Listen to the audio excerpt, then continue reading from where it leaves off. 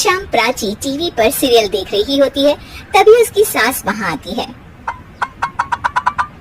अरे सीरियल में तो ऐसे मग्न है जैसे आज रात का खाना पड़ोसी आकर बनाएंगे। मुझे पता ही नहीं था आपने अपने बेटे की शादी पड़ोस में भी की हुई है। मतलब? मतलब इस घर में सारा काम बहू ही करती है, आप तो सिर्फ खर्राटे मारती हैं। अच्छा जी, फिलहाल तो तुम आराम फरमा रही हो, चलो जाओ, ये मेरी टीवी देखने का समय है। इसलिए मुझे भगाया जा रहा है। सॉरी, अब तो बिल्कुल नहीं जाऊंगी। प्राची की इस बात पर दोनों सास बहू के बीच टीवी रिमोट के पीछे बच्चों जैसे छीना झपटी शुरू हो जाती है, जिसके बीच श्लोक भी काम से घर वापस आ जाता है। आज मेरी चूहे बिल्ली की जोड़ी किस बात पर झगड़ रही है? अरे तेरे बीवी मुझे टीवी ही नहीं देखने दे रही। अरे तुम्हारी मम्मी मुझे खाना बनाने के लिए फोर्स कर रही है। अरे वाह, ऐसे बेतुके रीजन पर तो बच्चे भी झगड़ा नहीं करते। अरे मुझे कुछ मत बोल, सब इसने ये शुरू किया है। हाँ, जैसे आप तो बहुत दूध की धूली है ना। अरे बस, दोनों चुप। प्राची जाओ, खाने की तैयारी करो। और माँ तुम छोड़ो, तुम्हें क्या बोलूं, शांति से अपना सीरियल देखो, मुझे दोबारा लड़ने की आवाज सुनाई नहीं देनी चाहिए। ऐसा बोलकर श्लोक वहाँ से चला जाता है, जिसके पीछे पीछे प्राची भी कुछ न कुछ बड़बड़ाते हुए रसोई में चली जाती है। हाँ, सासू जी को तो कुछ बोलेंगे ही नहीं, बस मुझ पर ही हुक्म चलता है, खाना बनाओ, जैसे मैं इनके घर में खाना बनाने के लिए आई हूँ। इसी तरह शाम बीतती है और रात को श्लोक और प्राची की सास खाना खाकर सोने चले जाते हैं, लेकिन प्राची गुस्से में कुछ खाए बिना काम में ही लगी रहती है। इस घर में किसी को घंटा फिक्र नहीं पड़ता, मैं खाऊं या भूखी रहूं। प्राची कुछ देर के लिए रसोई से बाहर जाती है और जैसे ही वापस आती है तो वहाँ दूध का भरा ग्लास देखकर हैरान रह जाती है। फिक्र पूरी है, बस दिखाना नहीं है। प्राची दूध पीकर सोने चली जाती है और अगली सुबह एक बार फिर सास बहू का कार्टून नेटवर्क स्टार्ट हो जाता है। ये तुमने ही किया है। अरे अजीब जबरदस्ती है, मैं बोल रही हूँ मैंने कुछ नहीं किया। दोनों ने मिलकर पूरे घर को पागल खाना बनाया हुआ है।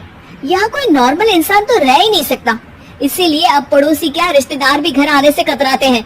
और सुन बेटे, तू भी चंगा, तेरी माँ भी चंगी, तेरी बीवी भी चंगी, रिश्तेदार। हाँ जी, आपको नहीं पता क्या, गंगाधर ही शक्तिमान है, रिश्तेदार ही। हाँ, बस समझ गया। कभी जानवरों जैसे लड़ेंगी तो कभी जुगलबंदी करेंगी। भाई मैं आप दोनों के बीच में नहीं फंसना चाहता। सास बहू की इस मनमौजी जोड़ी से परेशान होकर श्लोक अपना सिर खुजलाता वहाँ से चला जाता है। चलो अब मैं भी कीर्तन में जा रही हूँ।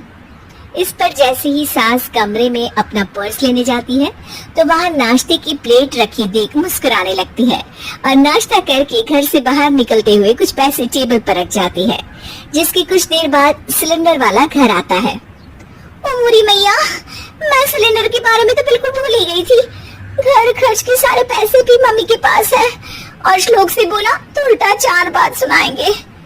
प्राची ये सोच ही रही होती है कि अचानक उसका चेहरा चमक उठता है और वो घर में आकर इधर उधर देखने लगती है। तभी उसकी नजर टेबल पर रखे पैसों पर पड़ती है, जिन्हें वो सिलेंडर वाले को दे देती है। ये सब श्लोक देख लेता है। अच्छा बेटे, इतना बड़ा घोटाला, सबके सामने मैं तेरी दुश्मन और पीठ पीछे तेरी मेरी यारी। इस पर श्लोक एक प्लान बनाता है और शाम को सब एक साथ बैठे होने पर बोलने लगता है। माँ, तुम दोनों की बहुत लड़ाई होती है, इसलिए मैं सोच रहा हूँ कि प्राची को उसके घर छोड़ाऊं, इससे वो भी खुश रहेगी और तुम भी। अचानक श्लोक की ये बात सुनकर सास बहू शौक से उसकी तरफ देखती हैं। अरे ऐसे कैसे घर छोड़ाओगे, मुझे कहीं नहीं जाना। अरे तुमने बोला नहीं पर मैंने सुन लिया, तुम्हें मम्मी के साथ रहना अच्छा नहीं लगता, मुझे पता है।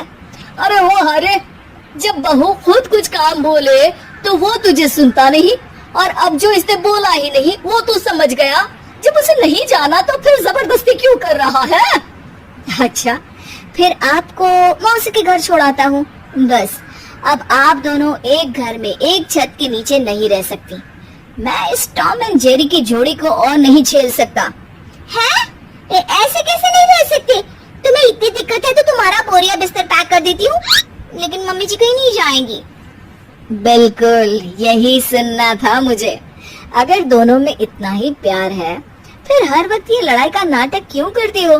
देखा मैंने कैसे माँ किचन में दूध रखती है और तुम उनके लिए कमरे में नाश्ता रखती हो, और कैसे वो पहले ही तुम्हारी दिक्कत समझकर घर में पैसे रखकर बाहर जाती है। अरे भाई, इतना ड्रामा तो डेली सोप में भी नहीं होता जितना तुम दोनों ने इस घर में फैलाया हुआ है। तू हमें टॉम एंड जेरी बोलता है ना, तो याद कर वो दोनों भी एक दूसरे को बाहर वालों की बुरी नजर से बचाने के लिए हमेशा सबके सामने लड़ते थे, लेकिन अकेले में दिक्कत के समय मदद भी तो करते थे। बस हमारा रिश्ता भी कुछ ऐसा ही है। और वैसे भी अगर सास बहू में तू मैं नहीं होती तो दुनिया वालों को कहानियां कैसे मिलेंगी?